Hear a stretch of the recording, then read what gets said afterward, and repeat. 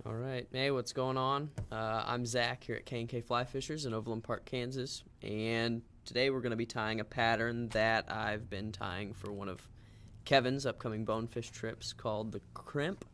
It's kind of a combination of a Dell's crab and a gotcha. And finished product, that's what your finished product will look like. It's a pretty cool looking pattern. Little bulkier than your standard gotcha. Sure to turn some heads of some big bonefish out there. Starting out, we've got a size 2 Mustad C70 SD in the vise. This is one of our favorite saltwater hooks we carry here in the shop. It's reasonably priced, really strong, and the point is actually impressive. We'll start out 140 denier UTC chartreuse. This is going to create your underbody, so the chartreuse is pretty important. We'll just lay a base of thread down here, just back past the point. Sorry, trying to consolidate everything here. The weight of this fly will be just a standard nickel-plated dumbbell in a medium size. Guess you can't really see that. This matches up pretty well with the size 2. You'll be matching your dumbbells to whatever size you'll be tying this in. Tie it in with just enough room to do a wing later. So not too close, but I guess not too far. I guess 2 eye lengths back. Some figure 8 wraps to secure these bad boys down.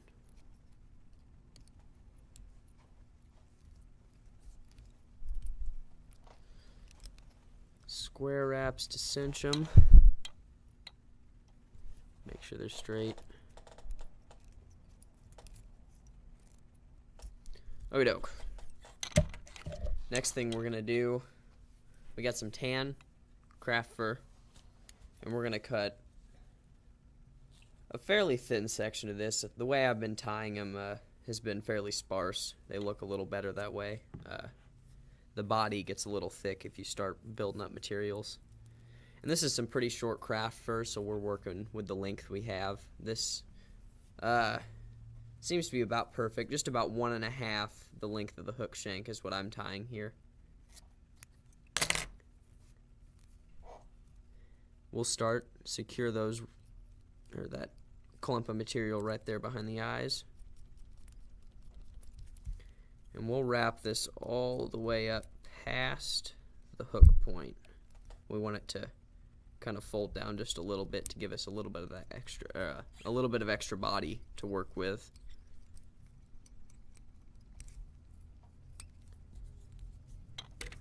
All right, next we're gonna do 4 strands of hot orange over pearl crystal flash. You could substitute with this with, I mean, your standard pearl, pink, just about anything. We're going to go ahead and fold that over the thread there.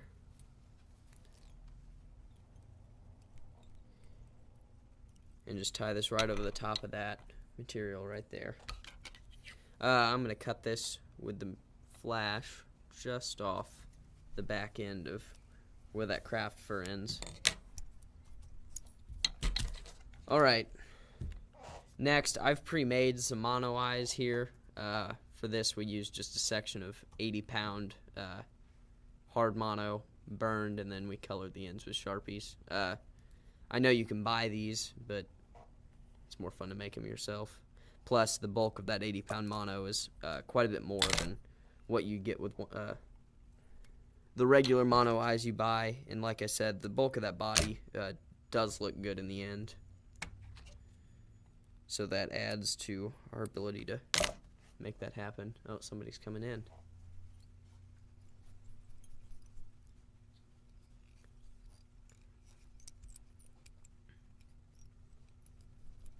We'll secure that eye just like that with about what is that, half an inch hanging off, maybe a little less. I'm just kind of eyeballing it. But securing that right to the side of the hook, again, to keep that underbody even. We'll do that a second time on the other side. Make sure that's evened up.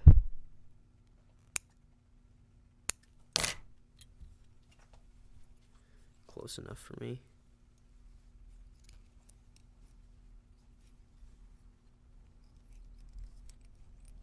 And we're going to secure those. Make sure you do tight wraps up right here at the end, because we're going to end up folding these over and you don't want them sliding on you.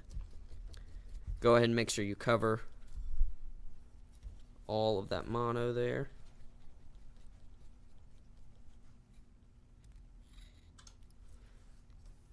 Then all we're going to do here is take these and just bend them all the way back to the body like that. And that's going to give him just enough bend to keep him sticking out, but not enough to keep him sticking straight out. So they'll kind of bounce back and move forward just a little bit like that, and that's what you want. Alright, next we've got some white flexi floss.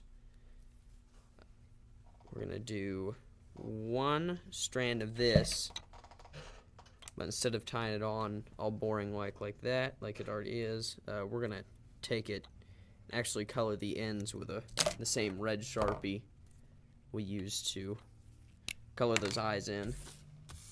You want to do just a little bit on the ends, nothing too crazy.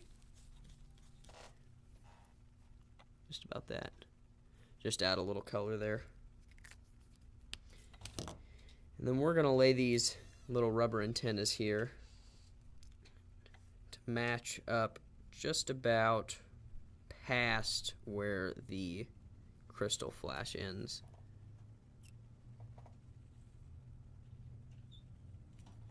We'll secure those down, and we're going to tie these all the way back up to the eyes to keep keep that body nice and even.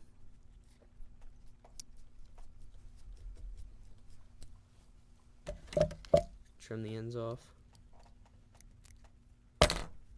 Okay, here's where it gets interesting. You're going to want to choose two earthy colors of, this is Aunt Lydia's sparkle yarn, and then one bright color. For this, I'm using just a standard brown and then a light olive. What we're going to do with this, or not light olive, I guess that's a tan. What we're going to do here, we'll cut off a section. That's exactly the card width of this sparkle yarn here. Keeping those long makes it easier to cut in the end, because we're going to be layering the body. You're going to want to bring your thread right up to the eyes. What you're going to want to do is basically lay this material flat over that hook like that. Then make one wrap over, and then bring your thread around and make one wrap around the other side. So just like you tied the eyes in, you're basically figure eighting this material. Lay a few wraps in there to secure it. Pull it forward just to match that gap up. And then you're ready for your next color, which again is that lighter tan. What you're going to want to do is just do the same exact thing. Keep it tight. You don't want a whole lot of space in between these. The body ends up looking pretty weird. We're just going to do that same process like this. Get a couple good wraps in. Bring that forward, then make a few wraps. Now we're going to take that white flexi floss again, except this time what I like to do is I'll take two sections, two half strands, fold those over themselves, trim them here. And what you can do with this is you can actually use, we're going to do 2 layers of legs here, so you can use the same clump for each. Again, we're going to take our same Sharpie and mark those ends up a little bit.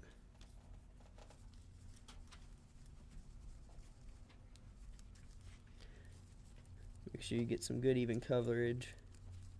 The red tips really add a little bit of a hot spot and look pretty good.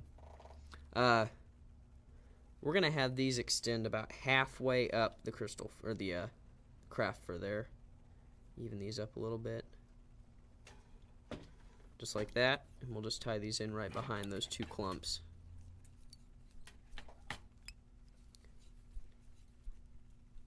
Wrap that all the way back again, and then trim these off and keep them because we're going to do 2 more clumps and actually tie the rest of these in. So keep them bundled up and set them aside. Even thread coverage here. So again, we're going to do the same length section of the brown sparkle yarn.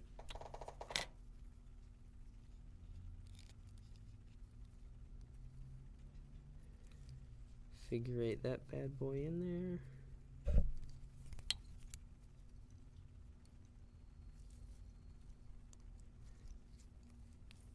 And after that last wrap, we'll pull them forward to fill that gap up, and then again with the tan.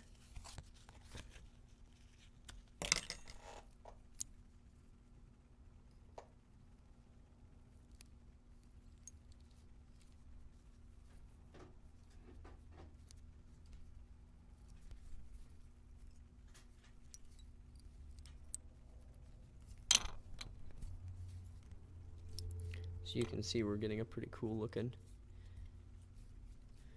body here. Okay, and then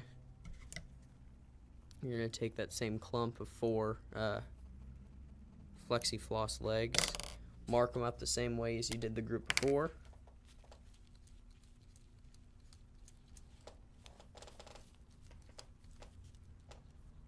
Lost one here. And then you're going to pull these, tie them in even with the group you previously tied in. And again, I'm wrapping all these materials all the way back to the eye of the hook, just to keep this body nice and even.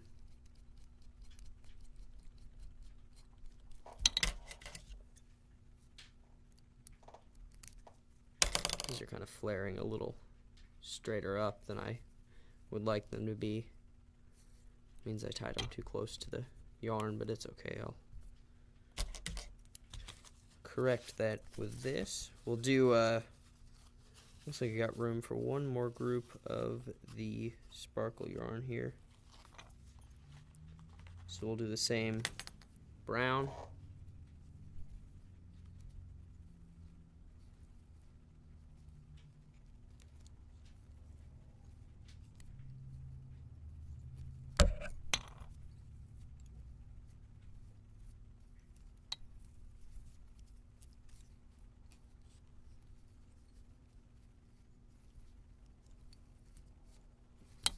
And then again with the tan.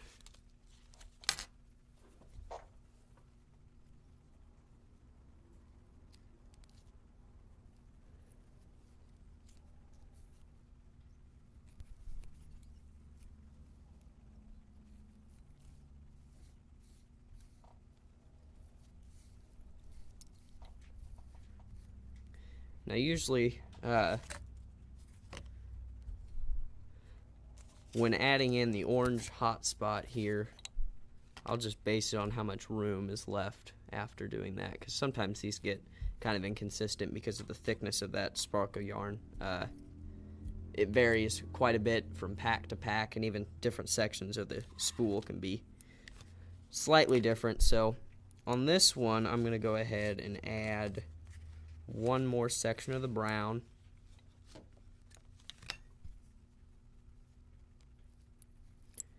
We don't want that orange hot spot to be too obtrusive, just enough to add just a little bit of brightness to the overall color of this pattern.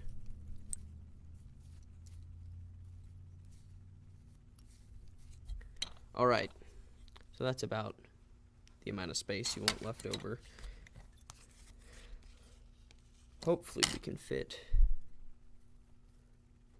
guy in here. We'll lay the orange in.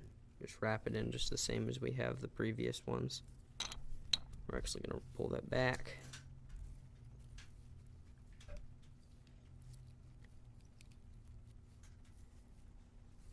And then one more of the orange. Just to thicken that up. Spacing is a little tight, but it's no big deal. Yep.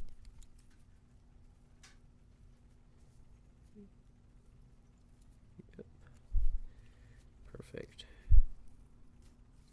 Alright. So your next step here, you're going to want to fold all of these legs straight back and grab all of these strands of sparkle yarn here and basically pull them straight up like so. Keep them all tight so your body turns out even when you end up cutting this. Basically, I'm going to hold them all like that. And the thickness of this body, you can vary it from pattern to pattern, depending on the water you're fishing. Some fish like them thick, some like them skinnier profiled. On this one, I'm just going to go thicker on it. And what I like to do on these is I'll actually start out at an angle so the body's tapered a little bit, and then even it out right there at the end. That actually turned out pretty even. Sometimes you gotta trim up one side or the other, but that's what you'll want to end up with. Next, we're gonna invert the fly and move to the other side of the eyes here. And we're going to do one more section of craft fur. Ideally, I'd like this stuff to be a little longer, but we're going to go to where this almost matches up with the first clump we tied in at the rear. I'm just going to pinch that down, wrap that excess in, create a nice clean head, and that's going to match up almost perfectly. There. Okey-doke. And the last step, we're going to take one single strand of crystal flash and fold it in half over this thread here, and then tie that in over the wing. And that's just going to add a little bit of sparkle on top of the fly since everything else is kind of tied in at the bottom. We'll cut this stuff right past where the wing ends. Cover that up just a bit. And then whip finish. Got some fuzz on there.